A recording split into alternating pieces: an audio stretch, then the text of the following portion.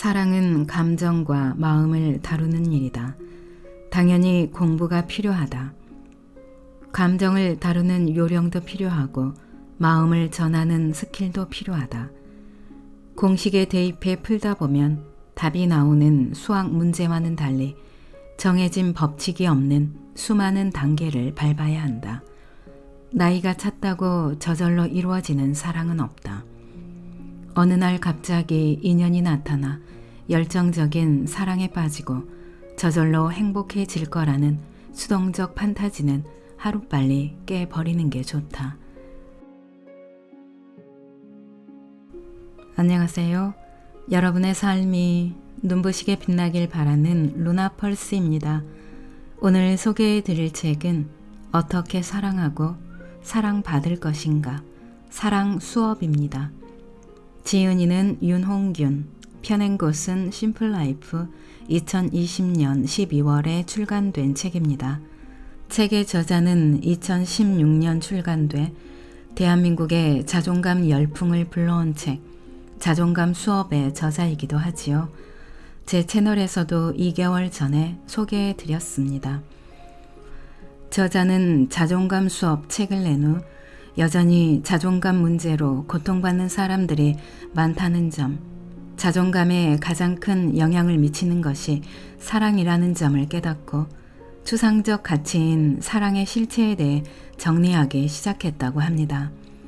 사랑을 잘하려면 무엇이 필요한지, 제대로 사랑하면 무엇이 좋아지는지, 상처와 아픔은 어떻게 해결하는지 등을 특유의 공감 어린 언어로 풀고 현실적인 해법을 제시하고 있습니다. 자존감 수업이 나를 사랑하는 법을 담고 있다면 사랑 수업은 나와 타인을 모두 사랑하는 법을 다룸으로써 인간관계에서 발생하는 갈등과 아픔, 상처를 해결하고 인생을 더욱 풍요롭게 살도록 돕는 책입니다. 누구나 인생에 몇 번 사랑에 빠지고 이별하지요. 그 과정과 경험을 어떻게 다루느냐에 따라 어떤 사람은 퇴보하고 어떤 사람은 성장하며 때론 인생이 송두리째 바뀌기도 합니다. 그럼에도 우리는 지금까지 사랑에 대해 제대로 배운 적이 없지요. 책의 저자는 시험이나 취직을 위한 공부에 평생 매달리면서도 가장 중요한 사랑에 대해서는 억압하고 외면하는 이중적 태도를 취해왔다며 사랑은 나와 상대의 복잡한 감정을 다루는 일인 만큼 원리를 파악해 적절한 요령과 기술을 배워야 한다고 말하고 있습니다. 사랑 수업은 남녀 간 연애뿐 아니라 부부나 가족, 친구, 동료, 선후배 등 모든 관계를 관통하는 사랑의 원리를 다루고 있는 책입니다. 책의 표지에 이렇게 쓰여 있네요. 당연한 사랑은 없다. 우리가 더 현명하게 사랑하며 살아가려면 사랑도 공부와 연습이 필요함을 깨닫게 됩니다. 오늘 읽어드릴 부분은 챕터 1, 사랑, 왜 아프고 어려운가 중에서 일부 읽어드리겠습니다. 오늘도 책과 함께 편안하고 따스한 시간 되시기 바랍니다. 챕터 1, 사랑, 왜 아프고 어려운가?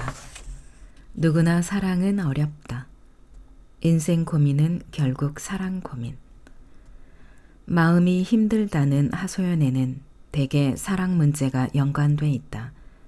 회사에 가기 싫어 고민이라는 사람, 독박 육아가 힘들다고 호소하는 사람, 식욕을 조절하지 못하고 폭식과 구토를 반복하는 사람은 서로 완전히 다른 문제를 가진 것처럼 보여도 사실 공통점이 있다. 바로 애정 결핍이다.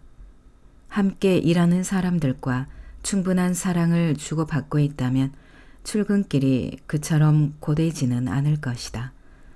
독박 육아의 고통을 호소하는 건 배우자의 관심과 참여가 부족하니 함께 해달라는 말에 다름 아니다.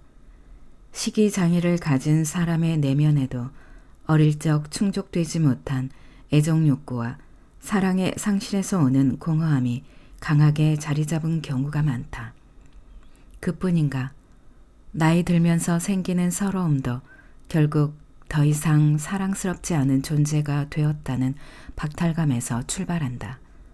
또 빈곤에 대한 스트레스는 빈털터리가 되어서 혼자 비참하게 늙어가면 어쩌지 하는 두려움과 맞닿아 있다.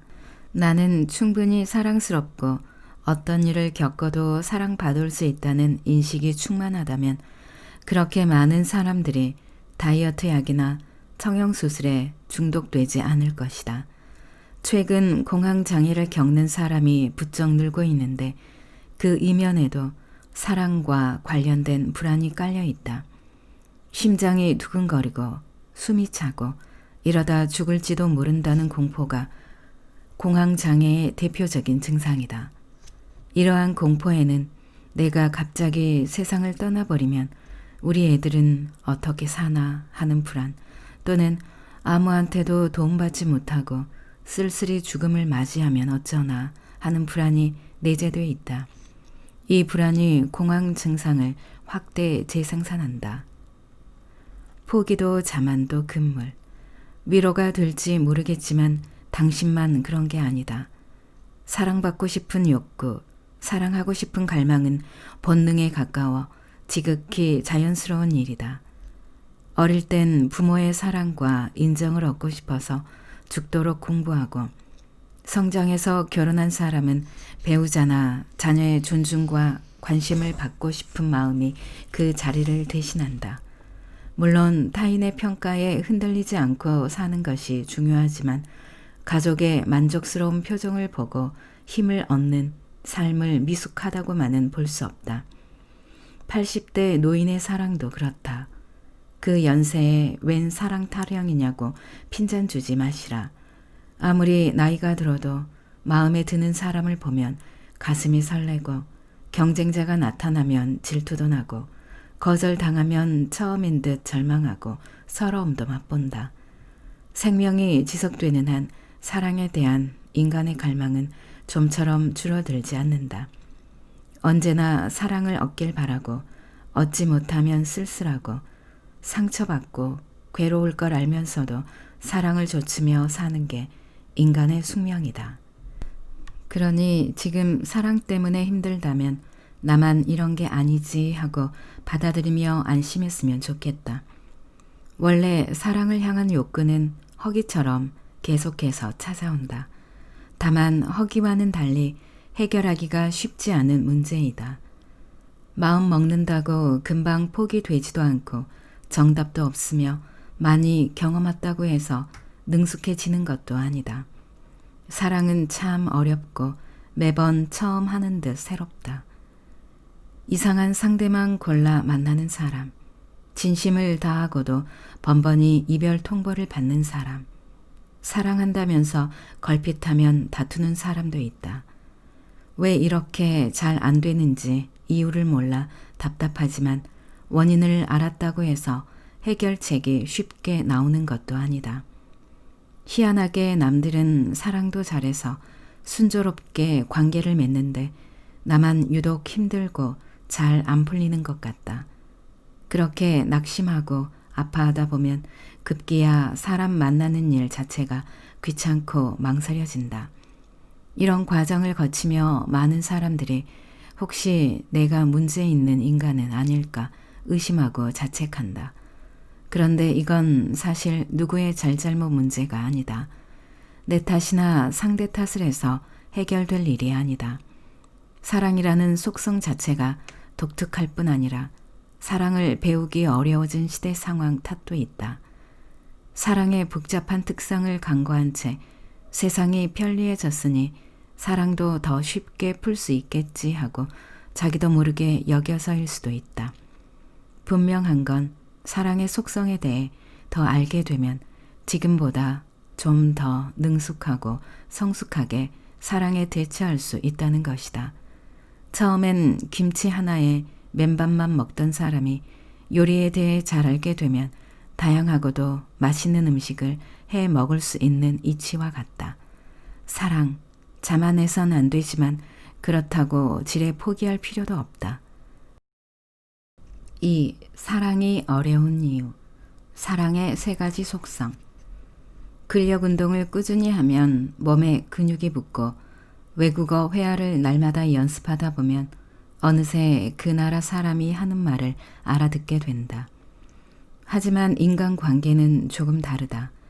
노력과 결과가 꼭 정비례하지도 않고 그렇다고 반비례하지도 않는다. 관심이 필요하지만 지나친 관심은 집착이 되고 신뢰가 중요하지만 지나친 믿음은 방관이 된다. 바로 관계의 속성이 양가적이기 때문이다. 안 좋게 표현하면 이른바 밀당, 좋게 표현하면 적당한 거리가 관계의 핵심이다. 우리를 혼란스럽게 만드는 관계의 양가적 속성은 크게 다음과 같은 세 가지로 볼 수 있다. 1. 양가 감정. 관계, 특히나 사랑은 양가 감정을 일으켜서 마음을 복잡하게 만든다. 양가 감정이란 대상이나 상황에 대해 서로 반대되는 두 감정이 동시에 존재하는 것이다. 같은 상황, 같은 사람을 두고도 두 극단의 감정이 생길 수 있다. 가령 좋으면서도 너무 밉고 가까이 두고 싶지만 두렵고 사랑하지만 그만큼 증오나 원망도 하게 되는 것.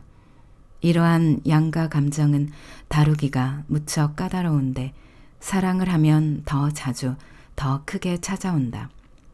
2. 이중성. 친밀한 인간관계는 겉과 속이 다른 모습으로 표출되기 쉽다. 좋으면서도 짐짓 싫다고 표현하거나 친하다는 이유로 함부로 대하기도 한다. 이제 지쳤어. 우리 헤어져. 라는 냉정한 말 속엔 더 많이 사랑해줘 라는 애정 결핍이 담겨 있고 꼭 그렇게 말해야 해? 라는 말 속엔 나도 최선을 다했어. 칭찬 좀 해줘. 라는 인정 욕구가 숨어 있다. 됐고 이제 포기할래. 라는 말 속엔 너무 힘든 내 마음을 헤아려 줘. 라는 갈망이 숨어 있다. 본질을 모른 채 겉만 보고 함부로 판단하면 안 된다는 말은 이런 이중적 특징에서 나온다. 한때 강한 부정은 강한 긍정이라는 말이 당연한 진리처럼 여겨진 적도 이런 이중성을 잘못 해석하다 보니 생긴 오류라고 본다. 친밀한 관계에서 나타나는 이중성을 제대로 이해하고 그때그때 잘 다루는 것은 인간관계 기술 중 최고 난이도에 속한다. 3. 양방향성. 관계는 일방통행이 아니라 주고받는 양방향성을 띈다. 주는 사람과 받는 사람의 욕구가 제대로 맞물리지 않으면 관계가 꼬이게 마련이다. 사랑은 한쪽에서 아무리 주어도 받을 사람이 준비가 되지 않았거나 받기를 거부한다면 이루어질 수 없다. 그 많은 짝사랑이 힘들고 슬픈 건 양방향성에 맞지 않기 때문이다. 또한 방향은 맞아도 관점이 어긋나면 틀어진다. 연인이나 부부가 다투다가 제발 조용히 좀 말해 라고 소리를 지르면 상대방이 오히려 더 크게 소리치는 걸 경험하거나 본 적이 있을 것이다. 또 말 끊지 말고 좀 들어 라며 상대의 말을 끊기도 한다.